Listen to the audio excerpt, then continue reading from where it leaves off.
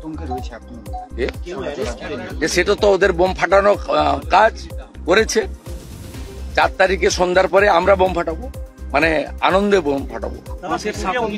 মানে সে বোম হবে 65 ডেসিবেলের নিচে এবং বিধিসম্মত। না, অ্যারেস্ট হবে না।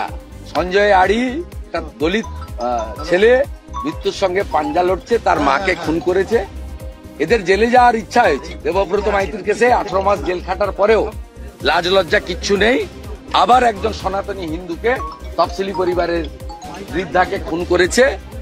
এই কেসটা তো সিবিআই হওয়ার জন্য রথিবালা আড়ির কন্যাকে আমরা কোর্টে নিয়ে যাব ভ্যাকেশন শেষ হলেই, এবং এদের জেলে থাকার ইচ্ছা হয়েছে।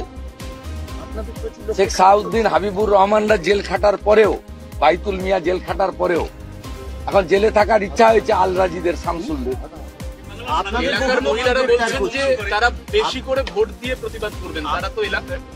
ভোটে মেশিনে শেষ, তৃণমূলে দফা রফা করে দিচ্ছে লোকে।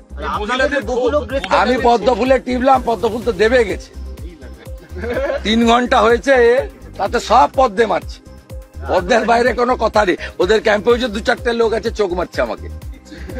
ওই ঠিকাদারি করি, চোখ মারছে, চুপচাপ পদ্মে চাপ।